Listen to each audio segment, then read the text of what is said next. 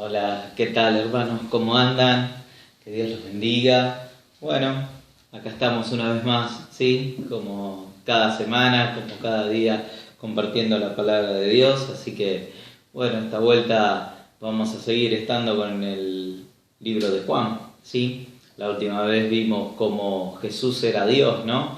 Y esa charla profunda que tuvieron los judíos, los que estaban ahí, que dirigían al resto del pueblo con Jesús, ¿no? Y cómo Jesús le decía cómo a través de Juan el Bautista, cómo a través de Moisés, cómo a través de los milagros, él demostraba ser hijo de Dios, ¿no? Por más que ellos no lo creyeran, Jesús sabía que era el hijo de Dios. Y bueno, y en esta vuelta, en el capítulo 6, vamos a ver cómo Jesús alimenta a 5.000 personas, ¿sí? Si había un acto que Dios podía hacer para demostrar de que Jesús era Dios, era justamente un milagro, y un milagro extraordinario. El hecho de que 5.000 personas, Dios le diera de comer a 5.000 hombres, ¿sí? Como siempre decimos, ¿no? Estaban contados los hombres en esa época nada más, o sea que como mínimo habría unas 15.000 personas, ¿no?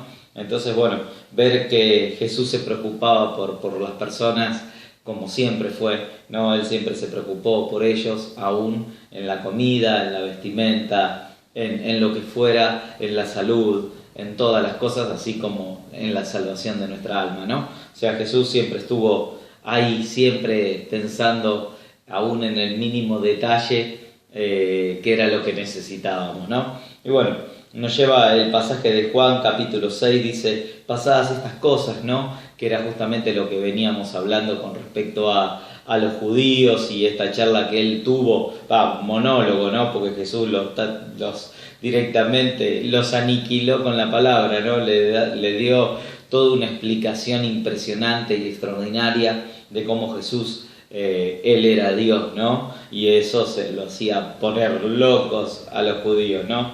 Entonces, bueno, pasadas esas cosas, Jesús se fue al otro lado del mar de Galilea, que es el mar de Tiberias, o a veces tiene otros nombres también, y lo seguía mucha gente, porque veían sus señales que hacía en los enfermos, ¿no?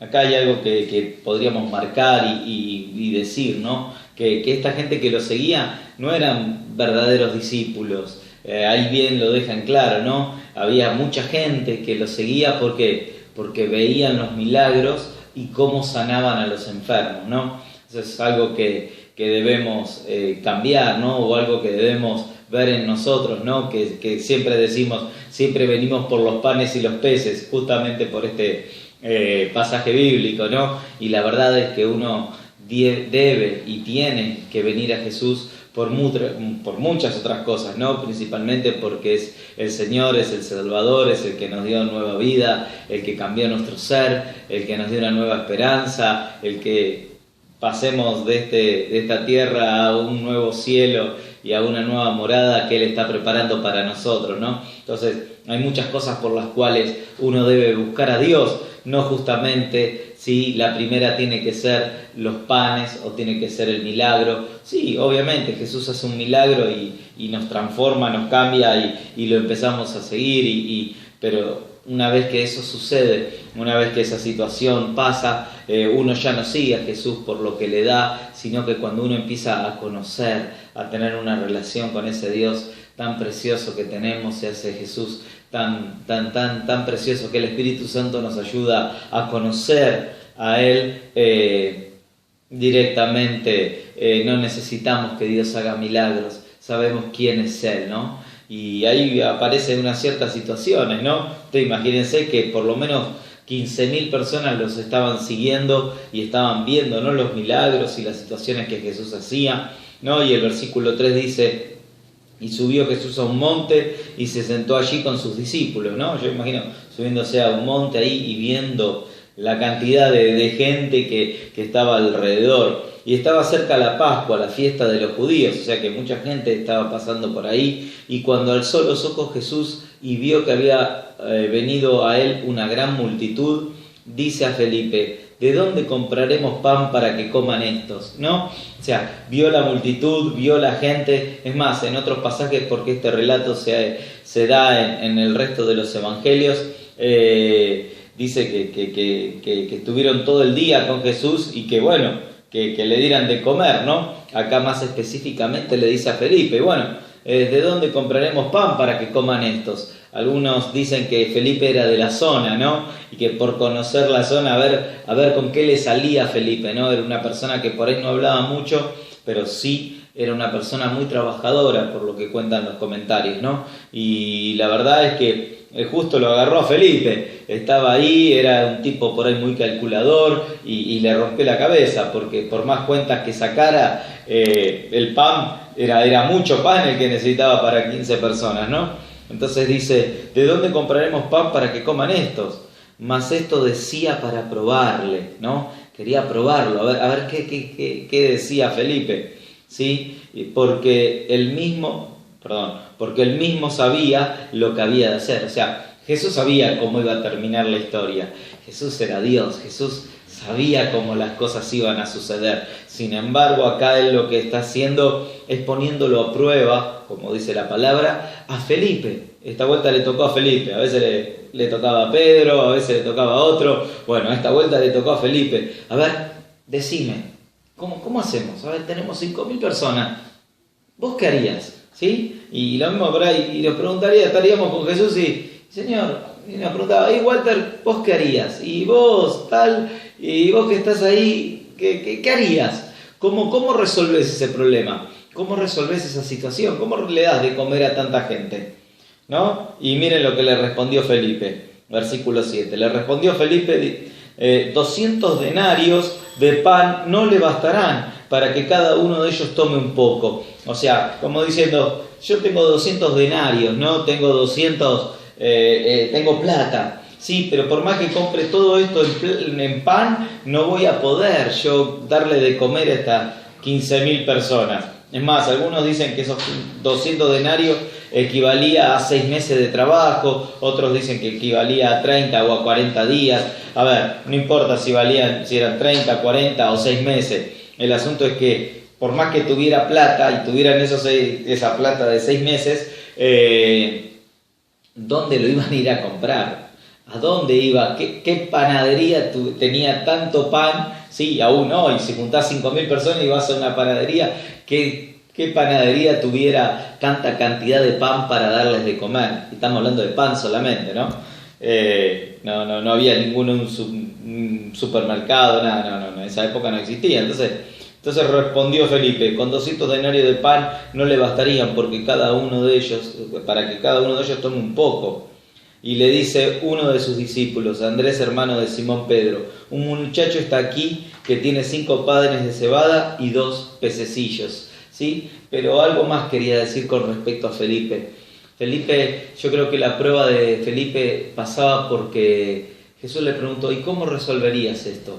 Y la verdad es que Felipe podía haber dicho otras cosas. Felipe había visto a Jesús hacer un montón de cosas y había visto, no sé, sanar enfermos, resucitar muertos, multiplicar comida, o sea, lo había visto de otra manera. Y por ahí Jesús esperaba eso, decirle, mira, la verdad es que yo no sé cómo hacerlo, pero yo vi que vos pudiste haber hecho un montón de milagros y yo creo que vos le podés dar de comer. Yo creo que la prueba de Felipe estaba en eso, en que él pudiera reconocer que la respuesta, ¿sí? Porque el pasaje mismo dice que Jesús ya sabía lo que iba a hacer, estaba en Jesús. Y así nos pasa a nosotros. A veces los problemas, las dificultades, las circunstancias nos desesperan y Jesús te dice, ¿y ahora qué vas a hacer con eso? Y nosotros nos quedamos como diciendo, voy a hacer esto y tengo 200 denarios y con eso iré a hacer esto y que haré aquello y pagaré y haré lo otro. Y Jesús lo que está esperando es que le digamos, la verdad, Señor, que no sé, yo sé que vos lo sabés, yo sé que vos vas a poder, yo sé que vos vas a poder multiplicar, vas a poder sanar, vas a poder liberar, vas a poder transformar. Yo creo que la prueba de Felipe es la prueba que nos pasa a nosotros, ¿no? Que Jesús también nos pregunta, ¿y cómo lo vas a resolver?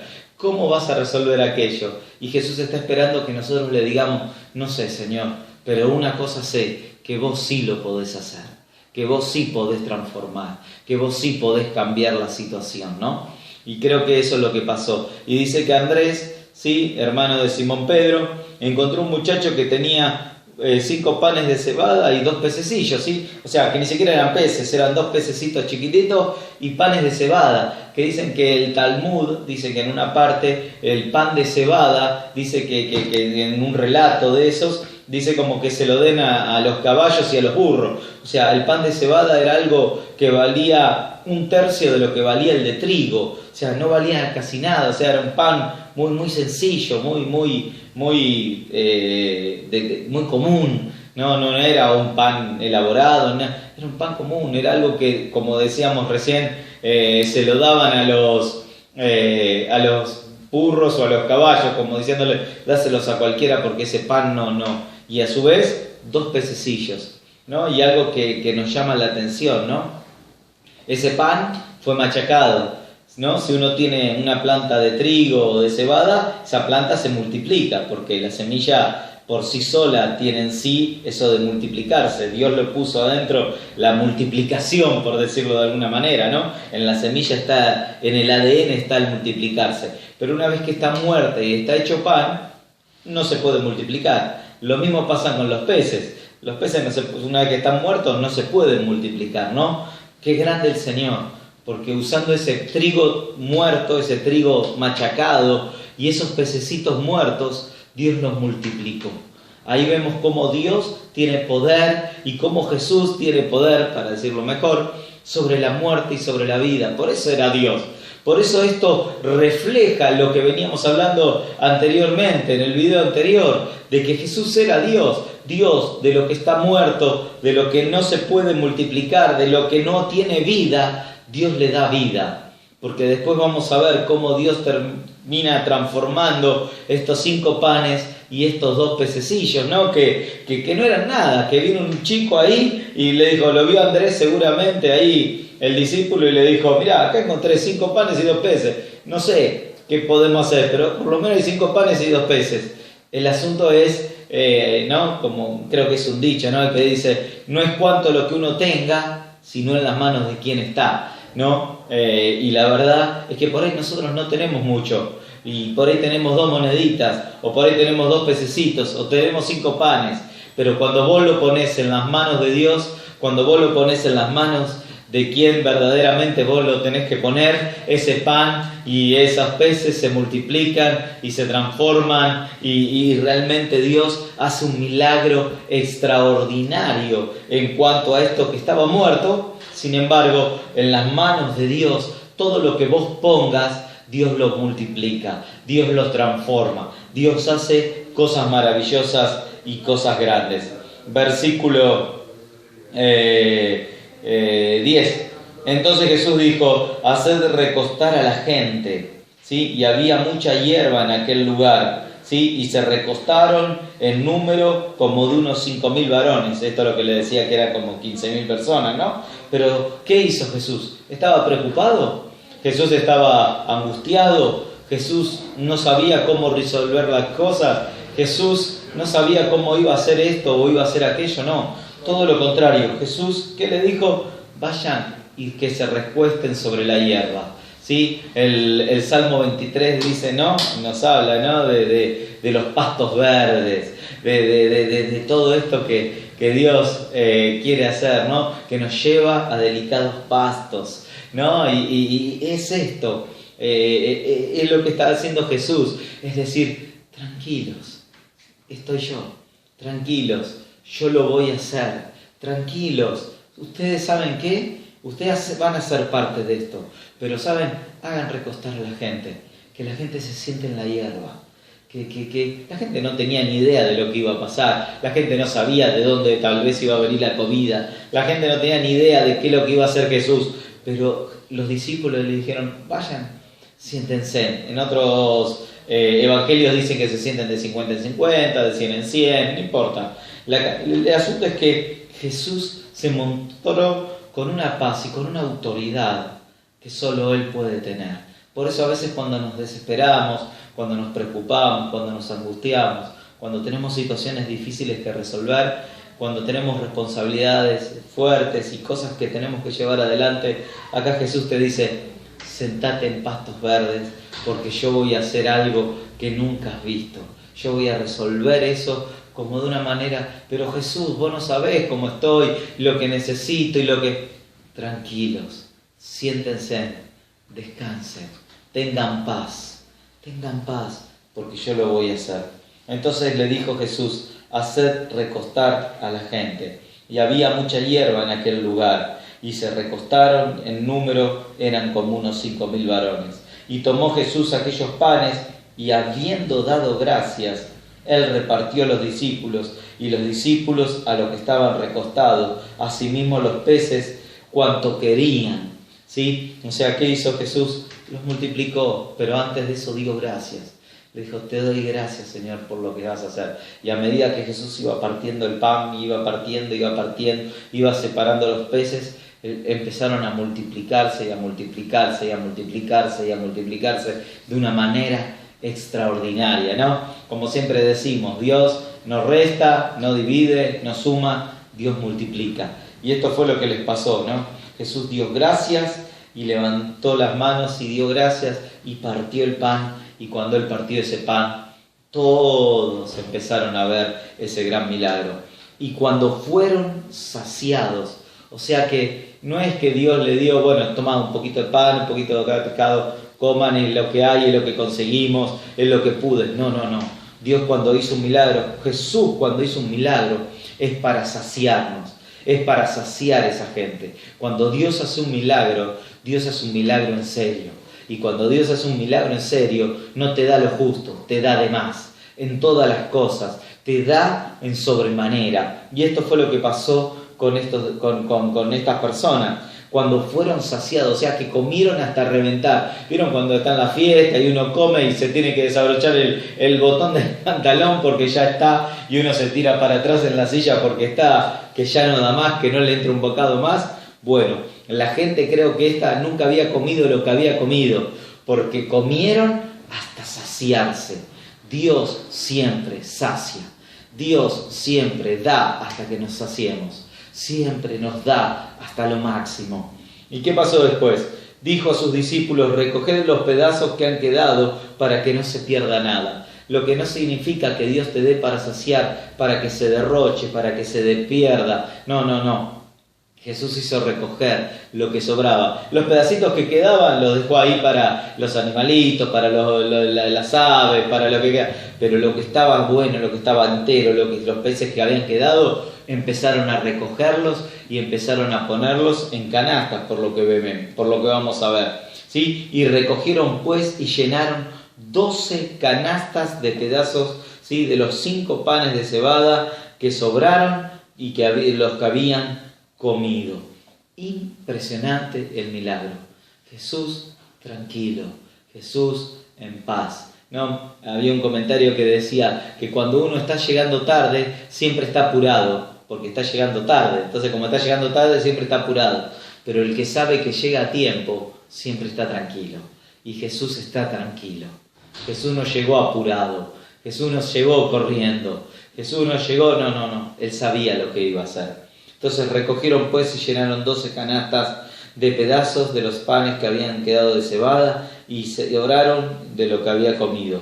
Versículo 14, y ya queda muy poquito ya para compartirles. Aquellos hombres entonces, cuando vieron la señal que Jesús había hecho, decían, verdaderamente es profeta que había de venir al mundo. Y entendiendo lo que Jesús había de venir para arrebatarle y hacerle rey, volvió a retirarse al monte él solo. ¿Qué pasó acá? La gente vio tremendos milagros. Claro, ellos sabían que el Mesías, que Jesús iba a hacer tremendos milagros. Entonces, ¿qué querían hacer ellos? Que Jesús hiciera milagros, ¿para qué? Para librarlo del poder opresor de los romanos. Entonces, cuando Jesús vio esto, ¿qué dijo? Yo me voy.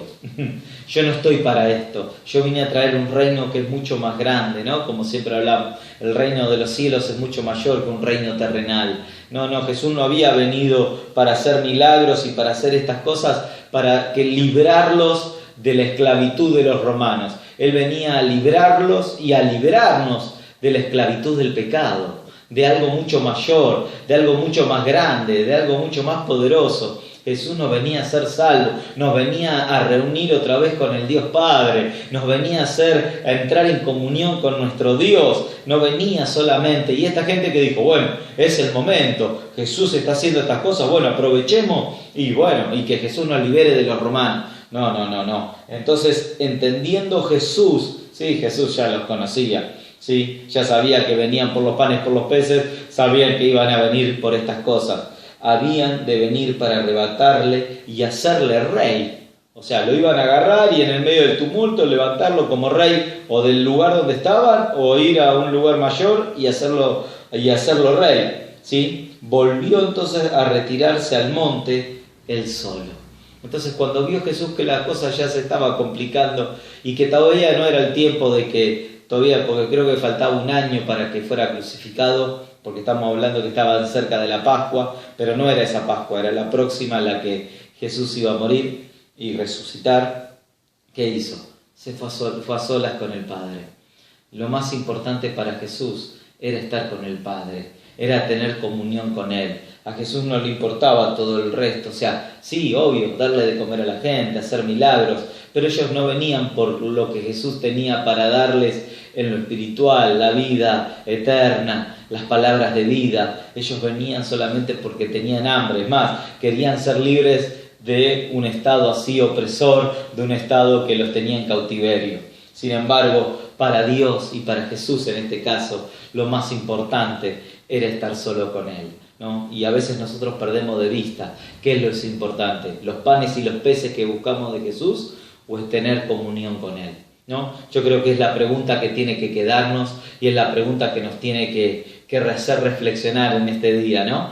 ¿Qué es lo que estamos buscando de Jesús? ¿Que resuelva nuestros problemas o tener relación con Él, sabiendo que si tenemos relación con Él, Él va a resolver nuestros problemas? Así que te dejo con esa pregunta, te dejo para que la pienses, pero sabé que Jesús quería estar con el Padre y nosotros tenemos que estar con Jesús. El resto, lo que nos pase, lo que nos falta, Jesús lo va a responder. Así, multiplicándolo, Él sabiendo lo que necesitamos. Así que mi hermano, tené paz, recostate en el pasto verde, en la hierba verde, porque Jesús va a hacer milagros, ¿sí? Pero lo que nosotros necesitamos es la comunión con Él. Que Dios te bendiga y nos vemos en la próxima.